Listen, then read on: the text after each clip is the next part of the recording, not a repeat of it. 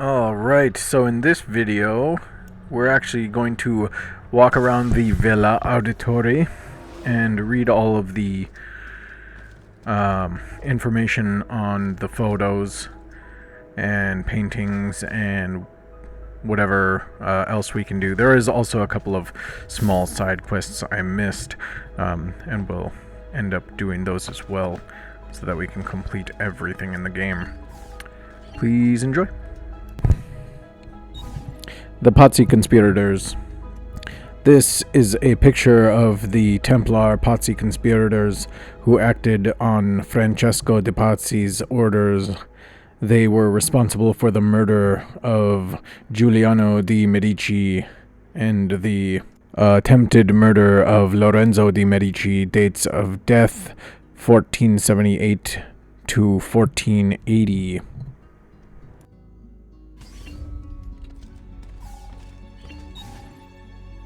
Francesco de' Pazzi. This is a picture of the Templar Francesco de' Pazzi, head of the Pazzi Bank and perpetrator of the Pazzi conspiracy. Date of death 1478. Emilio Barbarigo. This is a picture of the Templar Emilio Barbarigo, head of the Venetian Merchants Guild. Date of death 1484.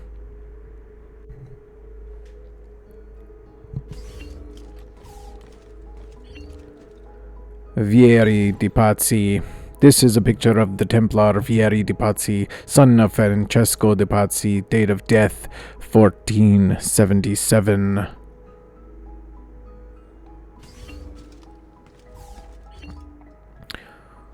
Uberto Alberti. This is a picture of the Templar Uberto Alberti, Florentine Gonfaloniere of justice and a traitor to the family. Date of death 1476.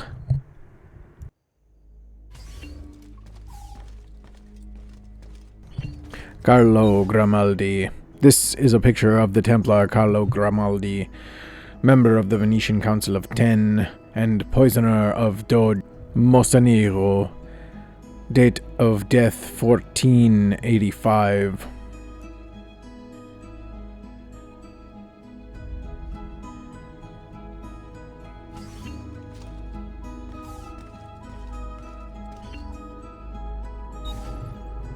Girolamo Savonarola. This is a picture of Girolamo Savonarola, Dominican priest, ouster of the Medici family, leader of Florence, and instigator of the bonfire of the Vanities. Date of death 1498.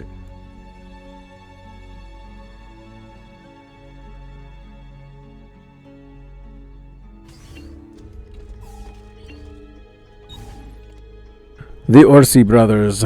This is a picture of the Orsi brothers, corrupt nobles hired by the Templars to try to steal the Apple of Eden. They took Caterina Sforza's children hostage. In the process, date of death 1488. Marco Barbarigo. This is a picture of the Templar Marco Barbarigo, a corrupt Venetian doge. Date of death 1486.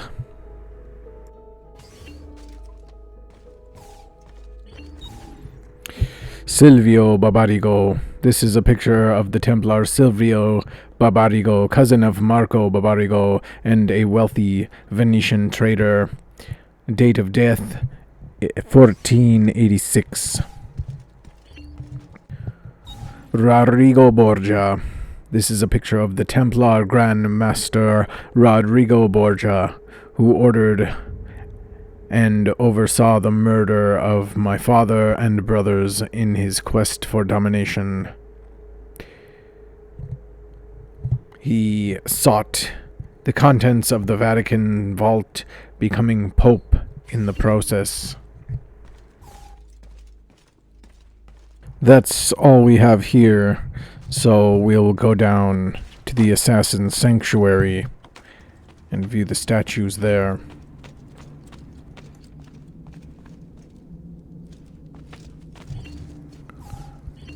Atop this pedestal stands a statue of Leonius, the male Roman assassin. He stabbed Caligula with a dagger.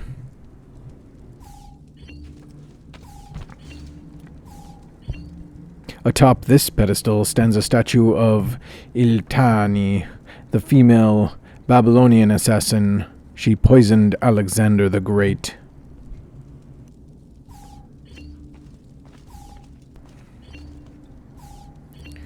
Atop this pedestal stands a statue of Amunet, the female Egyptian assassin. She killed Cleopatra with a snake. And of course we know atop of this pedestal was the great Altair bin Ahad.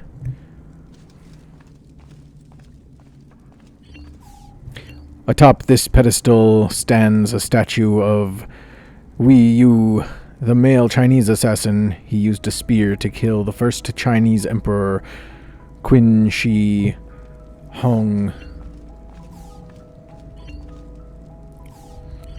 Atop this pedestal stands a statue of Darius, the male Persian assassin. He used his hidden blade to kill Xerxes. This was the first recorded use of the hidden blade.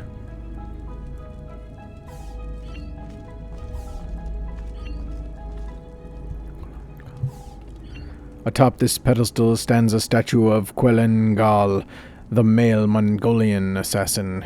He used a bow and arrow to shoot Genghis Khan's horse. Now that we're all done down here, we will move on to art.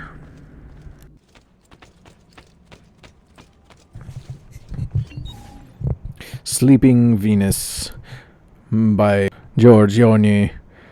A woman, possibly Venus, rests in the foreground as the hills in the background seem to mirror her profile.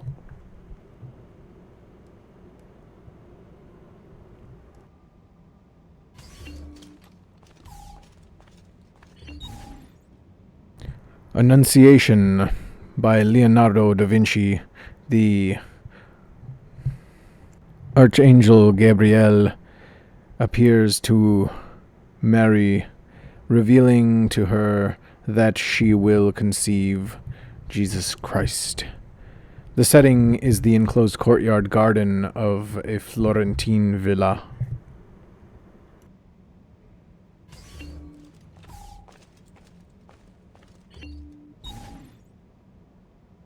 The Birth of Venus by Sandro Botticelli. Venus, newly created yet fully grown, is pushed by the wind toward the seashore.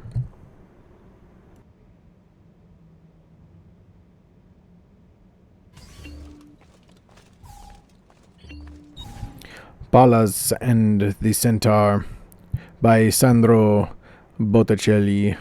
A centaur has trespassed on forbidden territory, but is quickly brought under control by Minerva, who grabs his hair.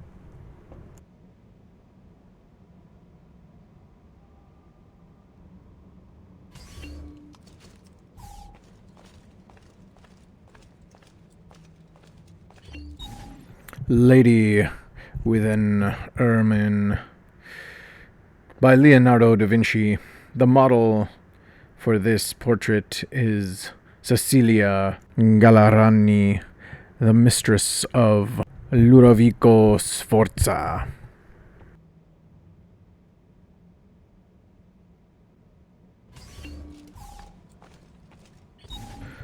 Francesco delle Opere by Pietro Perugino.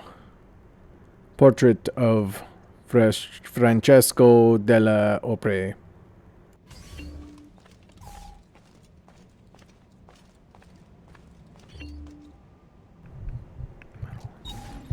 Madonna and the Child by Filippo Lippi. Saint Anne sits with her daughter Mary.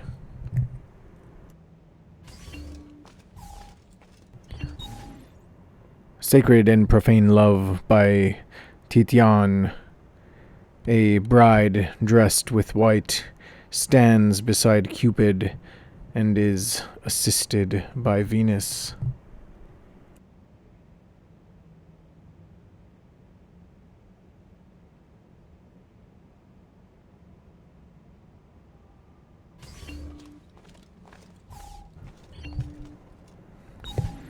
Ideal City by Francesco di Giorgio Martini and Piero della Francesca portrays a city that has been conceived in accordance with the dictates and rational and moral objectives.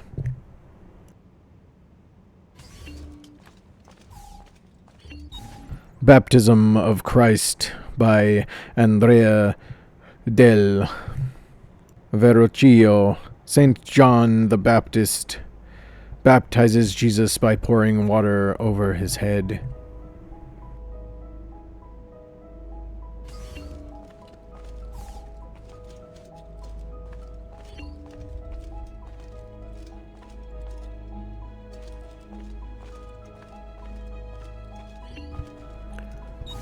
Primavera by Sandro Botticelli. The Garden of Venus. From left to right, Mercury, the three Graces, Venus, Flora, Glorious, and Zephyr.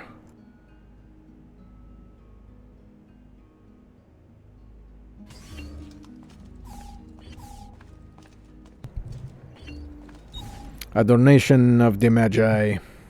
By Leonardo da Vinci, the Virgin Mary holds Jesus while the Magi kneel in adoration. The ruins behind them are of the Basilica of Maxentius, which is said to have collapsed on the night of Christ's birth.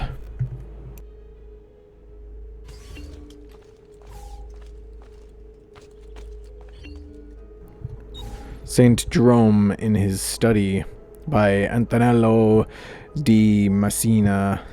Saint Jerome working in his studio.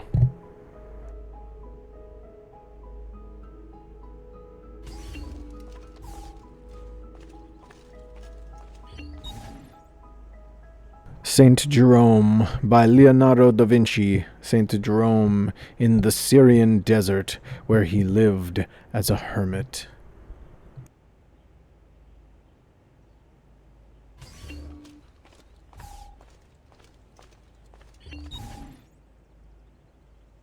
San Sebastian by Antonello da Messina. Saint Sebastian was killed in Rome during Diocletian prosecution of Christians and became a Christian saint. Portrait of a Musician by Leonardo da Vinci represents Francino Gaffurio, who was the maestro di cappella of the Milanese cathedral. Three Graces by Raphael. The Three Graces reward Scipio for selecting Minerva, the incarnation of virtue, with the golden apples of the Hesperides.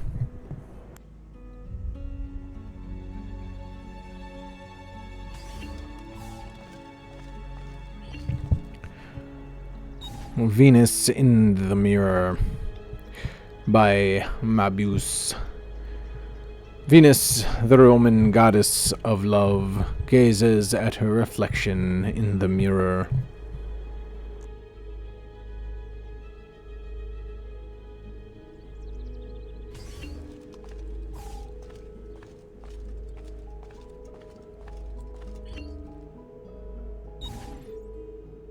Federico da Montefeltro by Pedro Berruguet. Federico da Montefeltro and his son Guidobaldo Federico was a famous condottiero during the Renaissance.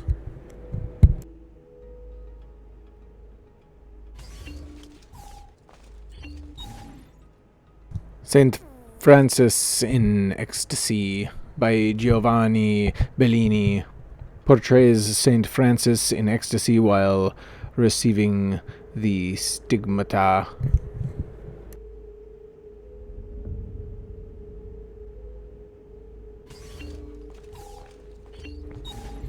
Leda and the Swan by Leonardo da Vinci.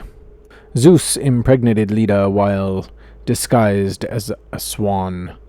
Below are her children, 2 of whom came from Zeus, and 2 from Tyndareus, king of Sparta.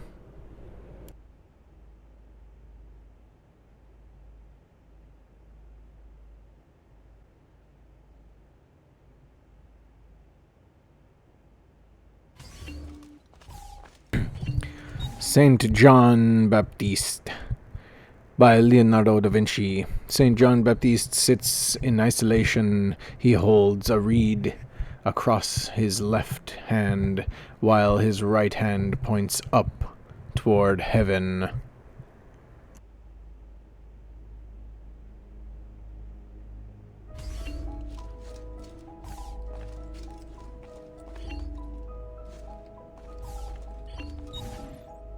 Jupiter and Io by Antonio Allegri da Correggio. Io, daughter of the king of Argos, is seduced by the evanescent figure of Jupiter.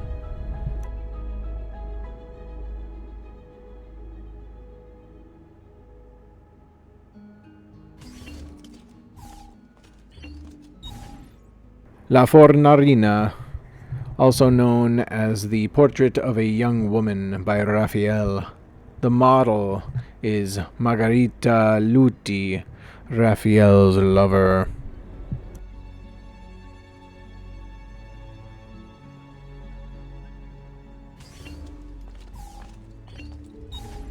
Saint Chrysogonus by Michel Giambone. Considered the Venetian artist's masterpiece, Saint Chrysogonus is depicted on horseback. He was later beheaded in Aquileia by the Emperor Diocletian.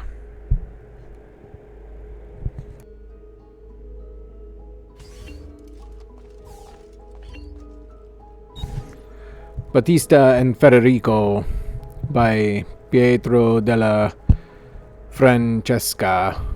Portrait of the condottiero Federico da Montefeltro and his wife Battista Sforza.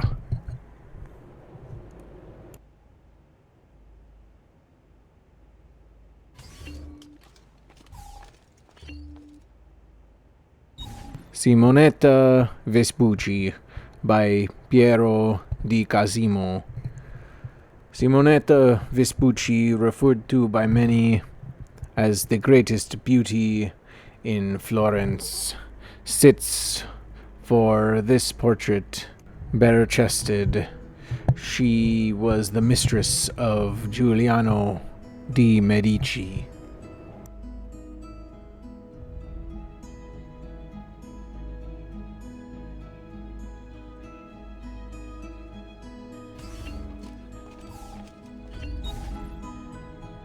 Eve by Elbrecht Dürer. Eve plucked the apple from the tree of knowledge inside the Garden of Eden.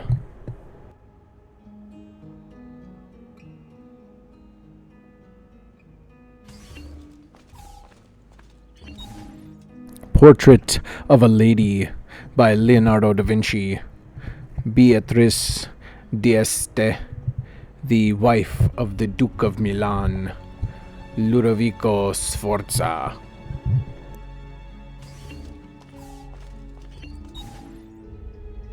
Venus Rising by Titian. After she was born from a shell, Venus rises from the sea as a full-grown woman. Now that we're done with paintings, we can go to Uncle Mario's study to look at the codexes.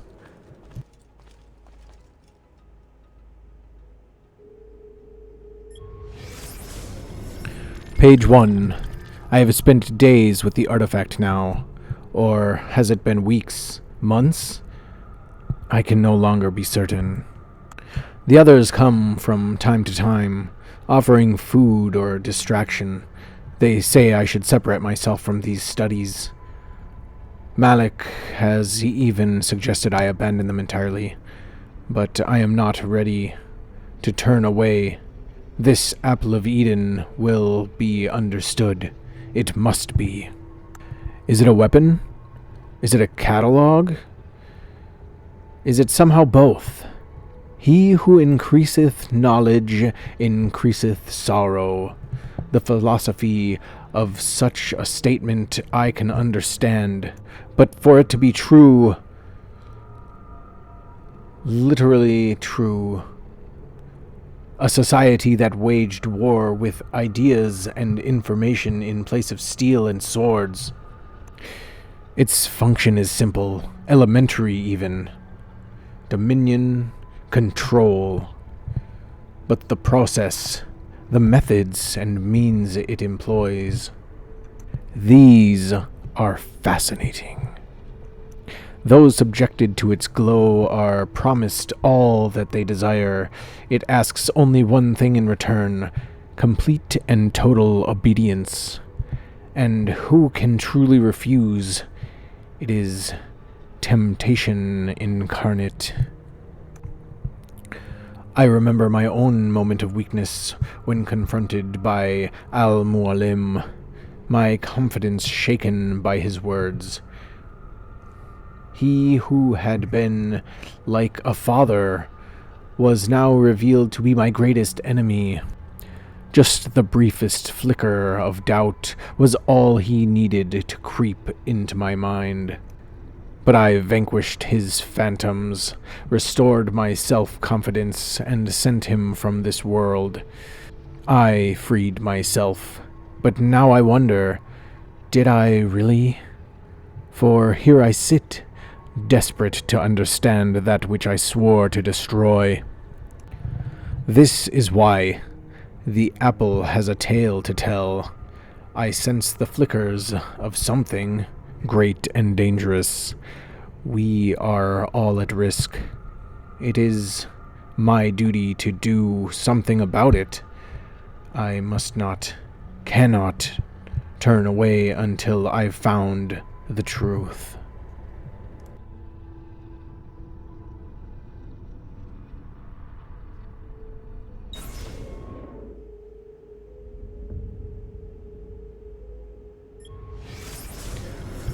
Page 2. No text data.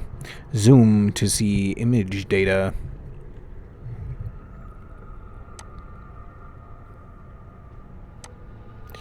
It seems to be a depiction of the conflict between the assassins and the Templars. Of course, during Altair's time. The Crusades.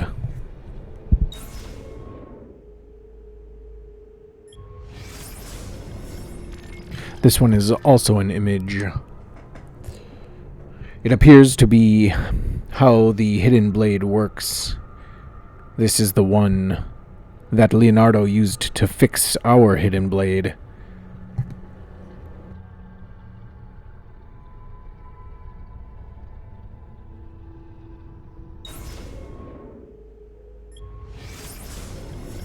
Page 4.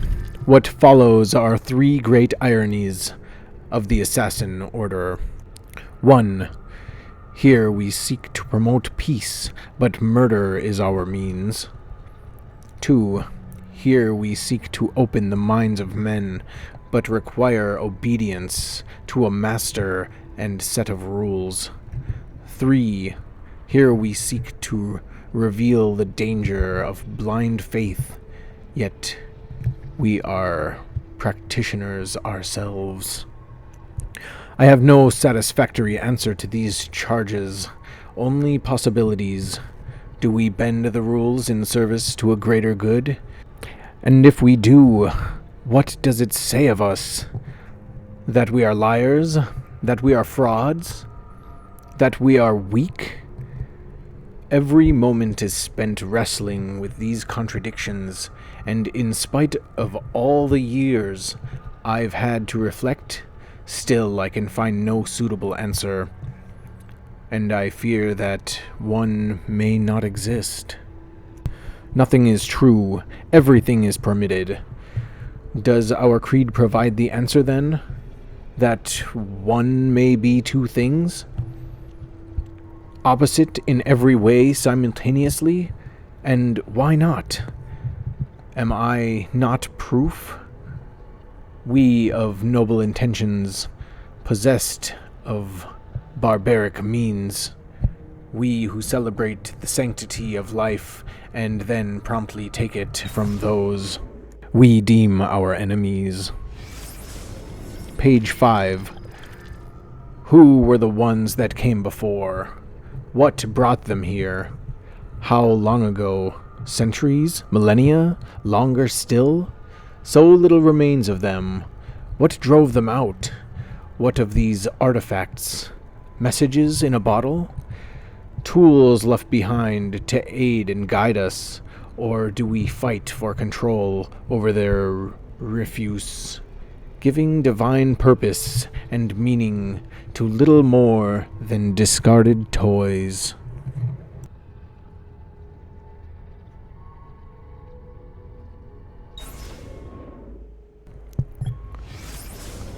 Robert de Sable may be dead, but his brotherhood survives.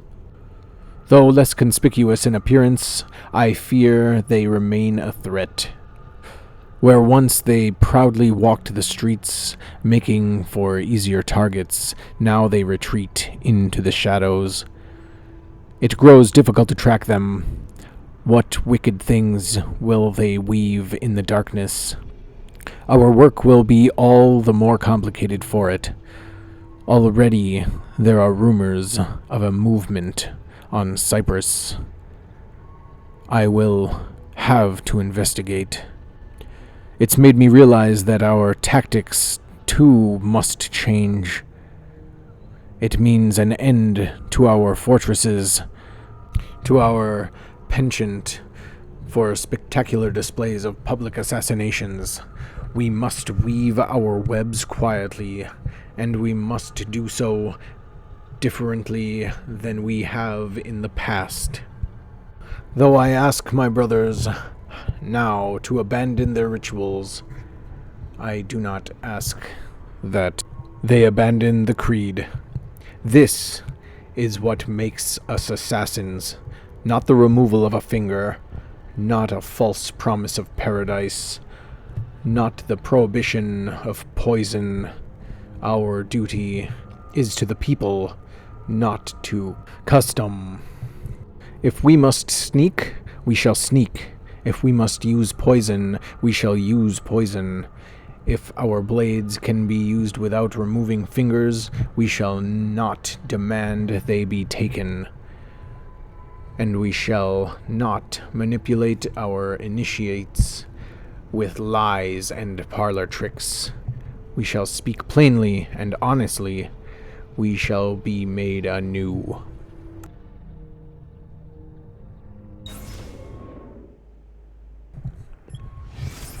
Page 7.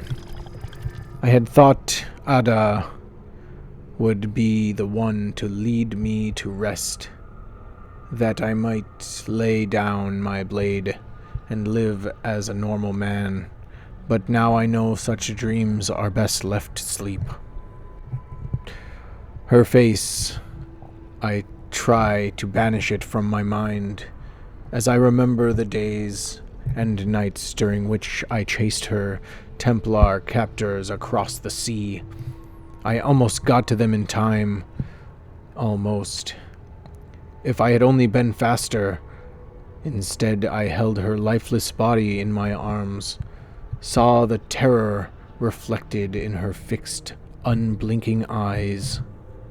I hunted each man, one by one, until all responsible were gone from the world. But there was no joy in this, no satisfaction or release. Their deaths did not bring her back, did not heal my wounds. After that, I was certain I would never again feel for a woman as I had for her. I am fortunate to have been wrong.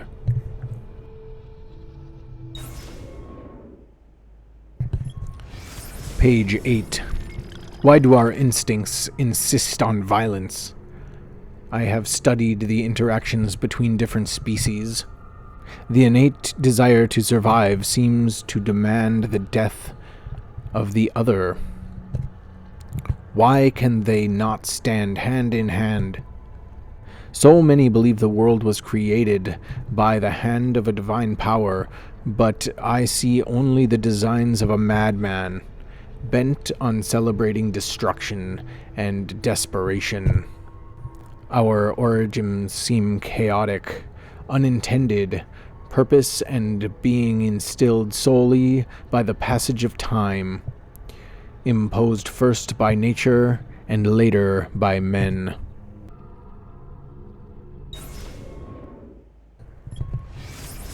Page 9. Over time, any sentence uttered long and loud enough becomes fixed, becomes a truth, provided, of course, you can outlast the dissent and silence your opponents. But should you succeed and remove all challengers, then what remains is by default now true. Is it truth in some objective sense? No. But how does one ever achieve an objective point of view? The answer is you don't. It is literally, physically impossible. There are too many variables, too many fields and formulae to consider. We can try, of course. We can inch closer and closer to a revelation, but we'll never reach it. Not ever. And so I've realized that so long as the Templars exist, they will attempt to bend reality to their will. They recognize there is no such thing as an absolute truth, or if there is, we are hopelessly under-equipped to recognize it. And so, in its place, they seek to create their own explanation. It is the guiding principle of their so-named New World Order, to reshape existence in their own image. It is not about artifacts, not about men. These are merely tools. It's about concepts. Clever of them. For how does one wage war against a concept? It is the perfect weapon. It lacks a physical form, yet can alter the world around us in numerous, often violent ways. You cannot kill a creed, even if you kill all of its adherents, destroy all of its writings. These are a reprieve at best. Someone, someday, will rediscover it, reinvent it. I believe that even we, the assassins, have simply rediscovered an order that predates the old man himself.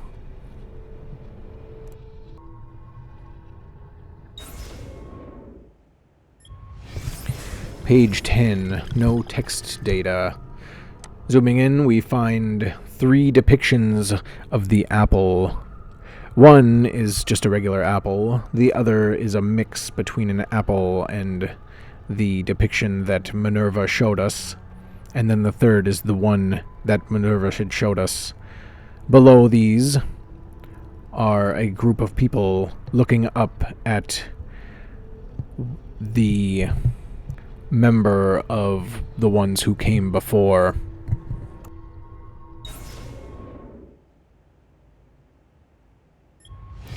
Page 11.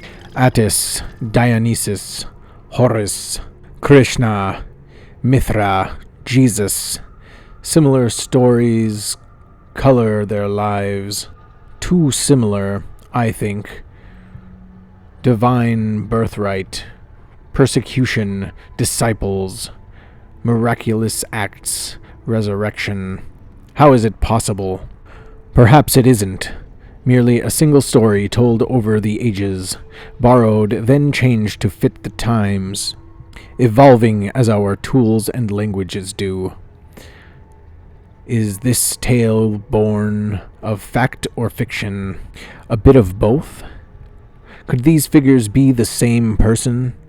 Their life extended and transformed by a piece of Eden? Al-Mu'allim spoke of Jesus as a real person, a mortal who had mastered the arts of manipulation. But what if he was wrong? What if these men are real? And if they have walked amongst us many times before? Does it mean they'll come again? Perhaps they are here now. So many questions, and every day even more.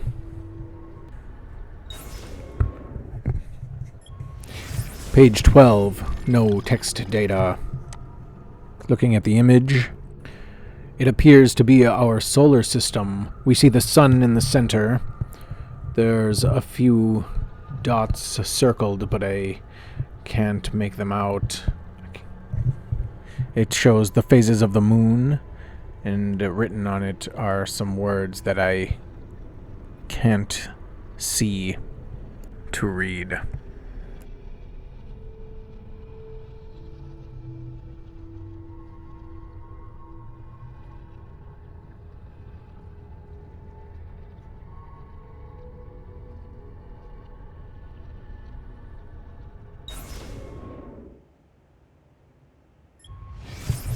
Page 13. The hidden blade has been a constant companion of ours over the years. Some would even say it defines us, and they would not be entirely wrong. Many of our successes would not have been possible without it. Still, the device has begun to show its age, and so I have been researching improvements beyond ending the need to remove one's finger to wield it. The first is the addition of a metal plate that can be used to deflect incoming blows. The other assassins believe it is forged of a new metal, and credit me with the discovery of the formula. Included on this page, it is better that they not know the truth. I have also worked with Malik to describe new methods of assassination from on high, from ledges, and from hiding places. Basic movements, but critical nonetheless. The third and final improvement is the most simple: the provision of a second blade. Identical in every way to the first, should an assassin ever find himself tasked with dispatching two targets, he need only time to strike in such a way that he might reach both at the same time. These blades will be limited in number, since the metal with which we forge them remain difficult to obtain. I will need to think carefully about who shall be allowed to carry two. And then an image is attached, and it shows the different techniques and how to wield these two blades. Altair is a wonderful artist. I did Google Translate several of these words, but I would only encourage you to just pause and do the same. If you use the Google Photo Translator, it will show you in real time what these words say if you can't read them.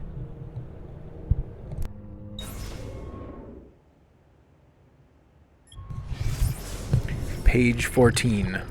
Man seeks dominion over all that he encounters. I suppose it is a natural tendency for us to aspire towards mastery of our surroundings. But this should not include other human beings. Every day, more and more are pressed into service, by deception or by force. Others, though not so firmly imprisoned, are made to feel as if their lives are worthless. I have seen the ways in which men persecute women, heard the cruel words hurled at those who come here from other lands, watch as those who believe or act differently are made to suffer. We discuss such things often, watching as we do from the spires of Masyaf. What can be done to stop this, to encourage tolerance and equality? Some days we speak of education, believing that knowledge will free us from immorality. But as I walk the streets and see slaves sent off to auction, my heart grows cold. When I see the husband hurl abuses and stones at his wife, insisting she exists only to serve him, my fists clench. And when I see children torn from their parents so that another man might profit, sent off to suffer beneath the desert sun and die. On these days, I do not think that dialogue will make a difference.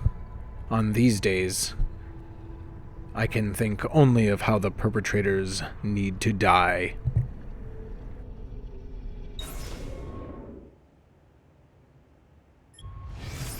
Page 15. No text data, so zooming in, we see Cyprus. I'm not sure if Altair made it to Cyprus, being that there's a boat in the picture he's drawn. But if he did, I wonder what he found. Perhaps the next codexes will tell us. Page 16. The apple is more than a catalogue of that which precedes us. Within its twisting, sparkling innards, I've caught glimpses of what will be. Such a thing should not be possible. Perhaps it isn't. Maybe it's simply a suggestion. How to know? How to be sure? I contemplate the consequences of these visions. Are they images of things to come, or simply the potential of what might be? Can we influence the outcome? Dare we try? And in so doing, do we merely ensure that which we've seen? I am torn, as always, between action and inaction, unclear as to which, if either, will make a difference. Am I even meant to make a difference? Still, I keep this journal. Is that not an attempt to change, or perhaps guarantee what I've seen?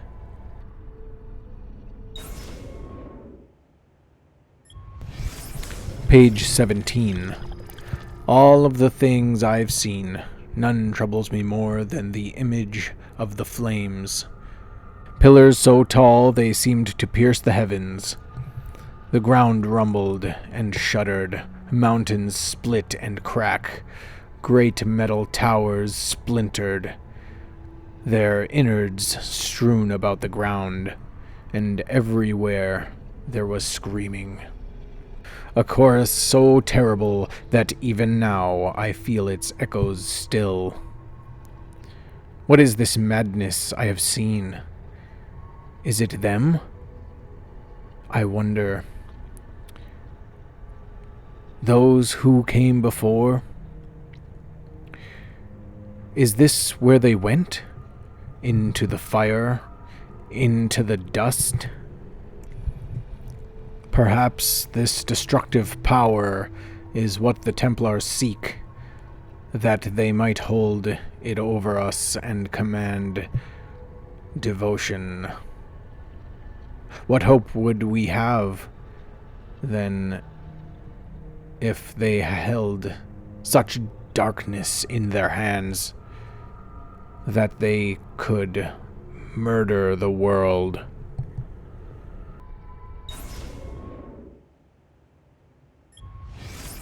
Page 18. We are obligated to hide, to be silent, to shape the course of history in secret. But some of my brothers and sisters disagree. They grow angry, insisting it is a mistake to shroud ourselves. They say it slows our work, but they do not understand the risks. To expose ourselves now would be too dangerous. I fear we would be branded madmen and attacked. So it goes. So it always has. If there is one thing I know for certain, it is that men do not learn by being told. Instead, they must be shown. They must make the connection themselves. If I say unto a man, "Be kind, be tolerant, be of an open mind," these words will wither and die long before they've effected change. It would be a waste. And so we must maintain our course.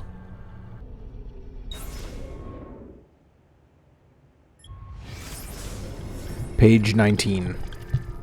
Legend speaks of a golden fleece. Could the two be related?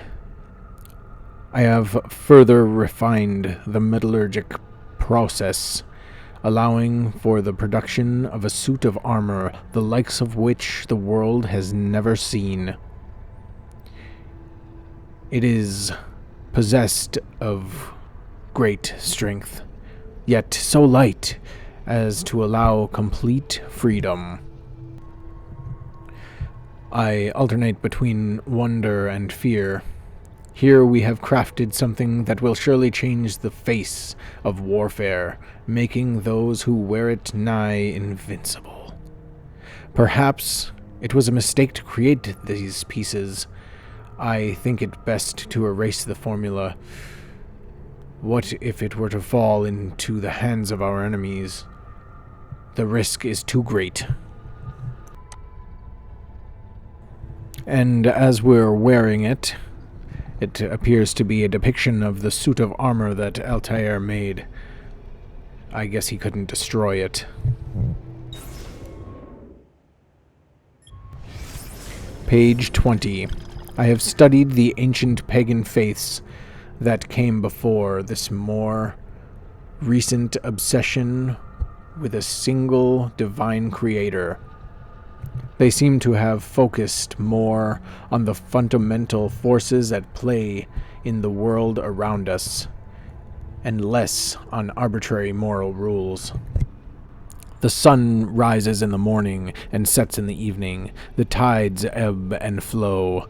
Grass grows, withers, dies, and then in time emerges from the ground once more. The air turns warm, then cools, and back again. Some hidden energy keeps us fitted to the ground and pulls us back when we attempt to leave it. Each of these movements was represented before by a god or goddess, each force given face, but recognized as something distinct and powerful. Which is not to say there were not connections between these forces, a pantheon of individual spirits, of rules, invisible hands guiding the progress of the world around us. And so here there was an attempt to categorize, study, explain, and understand the way things work, even if it was flawed. But no more. Now we are asked to succumb to a far more simplified explanation. How naive to believe there might be a single answer to every question, every mystery, that there exists a lone divine light which rules over all. They say it is a light that brings truth and love. I say it is a light that blinds us and forces us to stumble about in ignorance. I long for the day when men will turn away from invisible monsters and once more embrace a more rational view of the world. But these new religions are so convenient and promise such terrible punishment should one reject them. I worry that fear shall keep us stuck to what is surely the greatest lie ever told.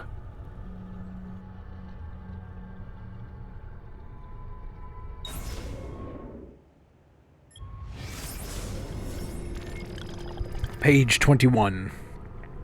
One may cultivate extracts from various plants found throughout the region. More exotic species can sometimes be obtained from traders and travelers, but their properties are less documented and require further examination. Traditional alchemical implements can be used to distill the poison. Care should be used, as certain poisons can be absorbed through exposed skin. Many are those who have lost their lives to carelessness. One's blade should be hollowed according to the specifications listed herein.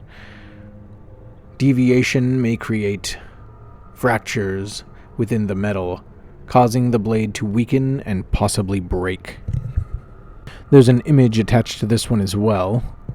I'm assuming it's the ingredients to make these poisons and the process of how to hollow out the blade and insert the poison inside.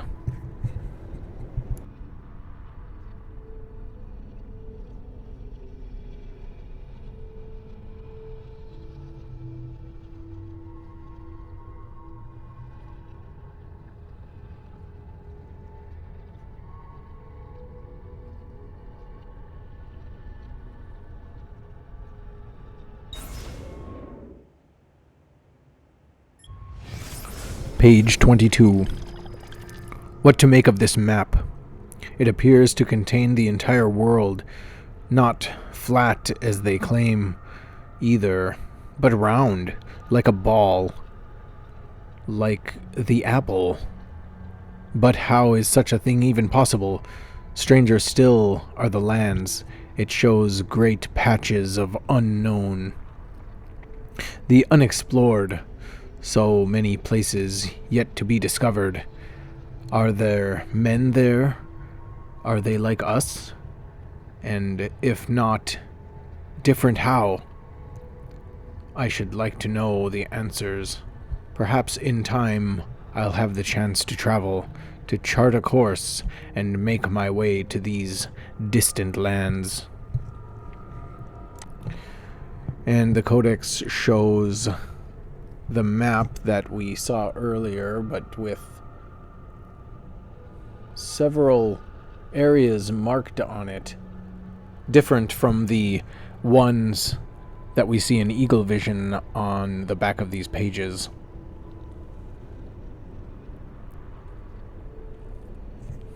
I wonder what these are.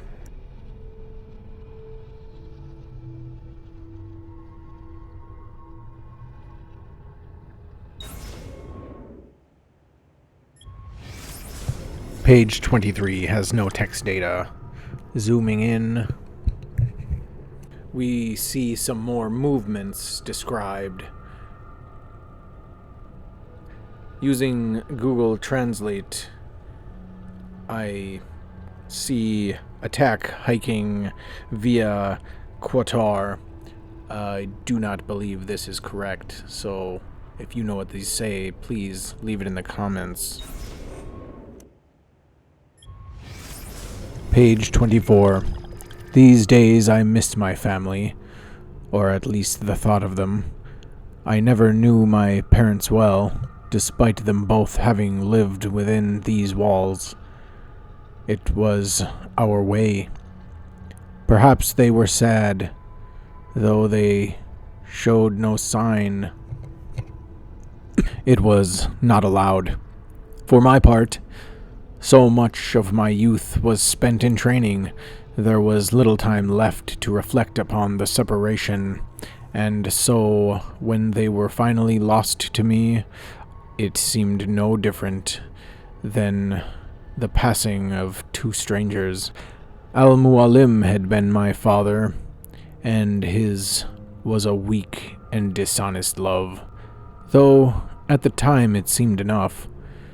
Better even, or I thought. Someday I will have a child. Such is the way of our order, and I will not make the same mistake, nor any who call themselves an assassin. We shall be allowed to love our children, and in turn to be loved. Al-Mualim believed such attachments would weaken us, cause us to falter when our lives were on the line. But if we truly fight for what is just, does love not make such sacrifice simpler, knowing that we do so for their gain?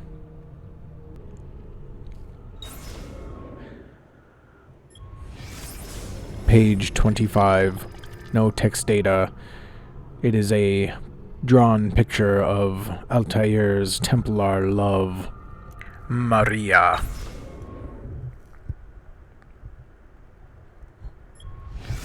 Page 26. I have the answer now. I know the truth. I shall not touch that wretched thing again. Best that no one do. Now or ever. I have tried, at last, to destroy it, but it will neither bend nor break nor melt. Oh, the irony. I am certain if I asked the apple would tell me what need be done, but even this promise is insufficient. Always it holds one more gift to give. I must refrain. So it shall be sealed. We will take it to the island, once theirs, now ours. There is a treasury there, hidden well, and it shall have to suffice. Risky to separate myself from the artifact, that others may discover it. Riskier still to keep it close. In time, I will be tempted. I am weak. We all are. Who wouldn't be? Oh, the things I have seen. The tale is here. Inside the text. Not between the lines, but beneath them. Where only eyes might peer. Go and see it for yourself, that you might succeed where I and others have failed. Time marches on, bringing with it new discoveries and developments, and so at least one day the doorway might be opened and the message delivered. They will have their prophet.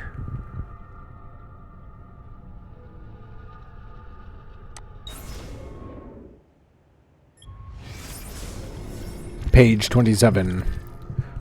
We are growing larger. More make their way to our fortresses every day, men and women, young and old, from different lands of different faiths. Each tells a similar story of having discovered the first part of our creed, that nothing is true. Too often, though, the revelation undoes them. They lose their morality, certainty, security. Many are driven mad. We must guide them, help them to heal. Their minds must not be filled with more fairy tales, but with knowledge instead. Let them have answers, and let those answers be difficult and complex. Such is life.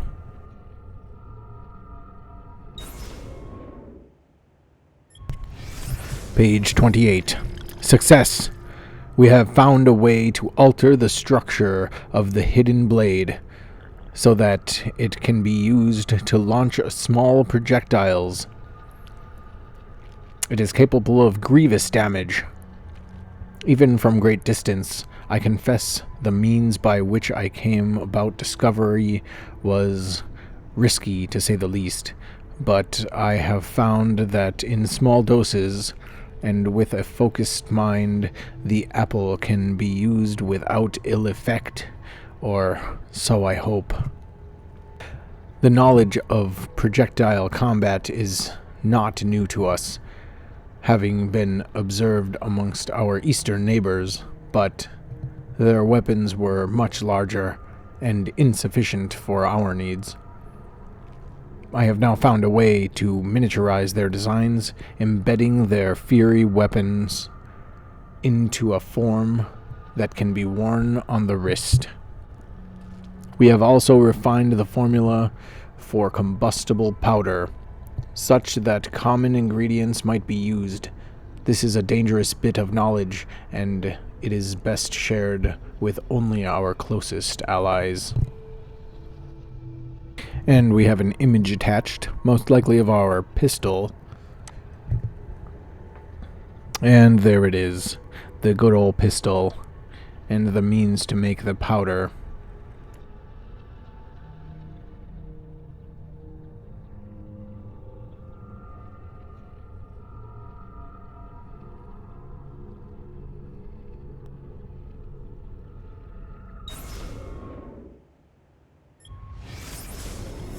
Page 29. A dark tide rises to the east, an army of such size and power that all the land is made quick with worry. Their leader is a man named Temujin, who has adopted the title Genghis Khan. He sweeps across the lands, conquering and subsuming all who stand in his way. Whatever his motives, he must be stopped. Were I younger, I might attempt to undertake this work in secret, as I suspect the presence of a piece of Eden. But those days are years gone now. The mantle must be passed. It is time she and I spoke with our sons.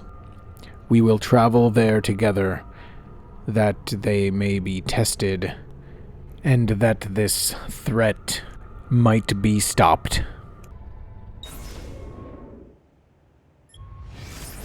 Page 30. Soon I shall pass from this world.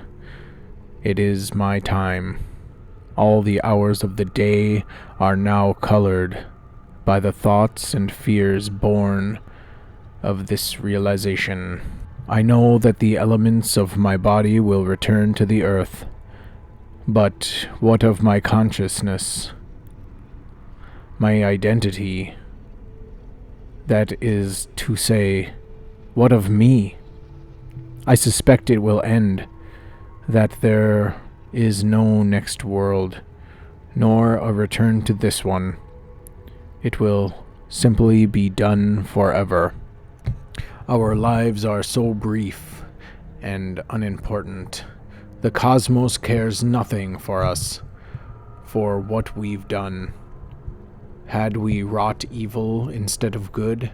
Had I chosen to abuse the apple instead of seal it away? None of it would have mattered. There is no counting, no reckoning, no final judgment. There is simply silence and darkness, utter and absolute. And so I have begun to wonder, might there not be a way to stop, or at least delay, death's embrace? Surely the ones who came before were not so frail and feeble as we. But I have sworn to be done with the artifact, to not gaze into its core. Still, faced as I am with the prospect of my end, what harm is there in one last look? Well, perhaps Altair looked into the apple one last time, and then hid it away forever. Perhaps he saw something he didn't want to see. Perhaps he saw the end of his life, no matter what he did. Either way, with all of that, we can see the map again, and it shows all of these markers on it. These must be the temples that we need to go and find. But for now, we are stuck in Italy, so we should complete the random miscellaneous tasks so that we can end Assassin's Creed 2 and move on to the next game. First, we stumble upon a beat-up event. After 8 years of marriage, that Figlio di Puttana is back with his old woman. Teach him to respect his vows, please! Philanderer on the roof. Beat up the no-good husband. Let's head to the roof.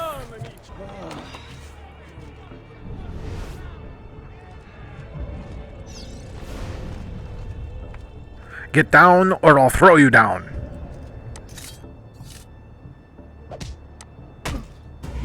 Sweet God, help me!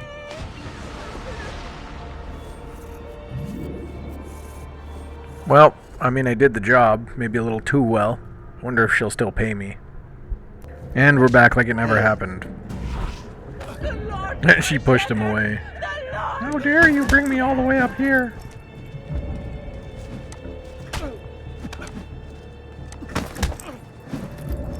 Usually they're not this tough. This guy's pretty good. Him and his circus pants.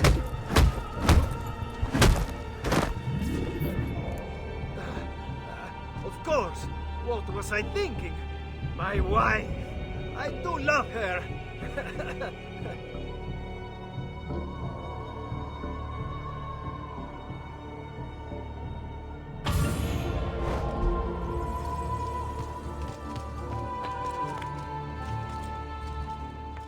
Next, we can make it to our courier mission and read some people's mail. Get the bastard!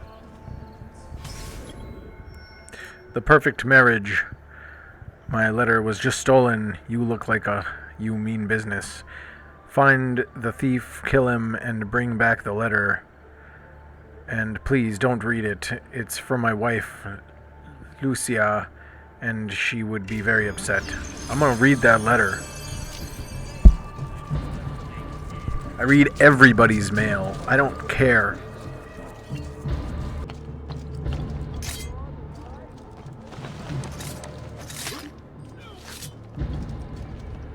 The thief was a guard.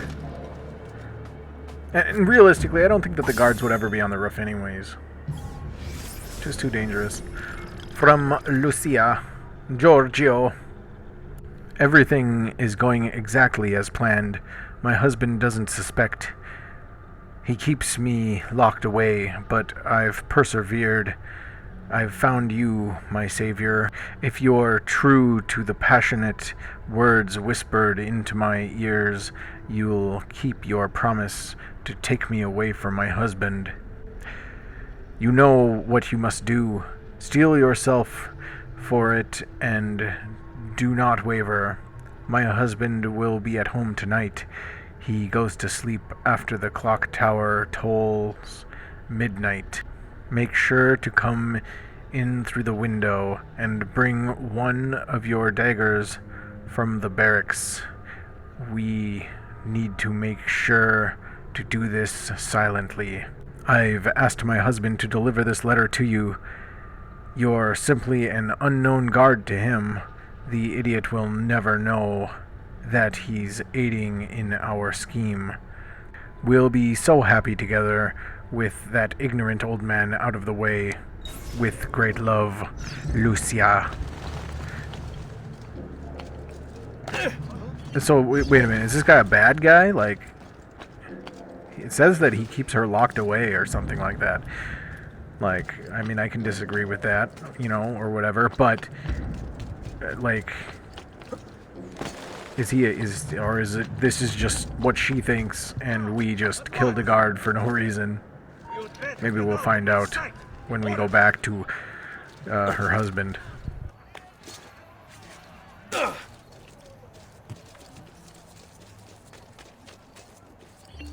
Well done. I knew I could count on you.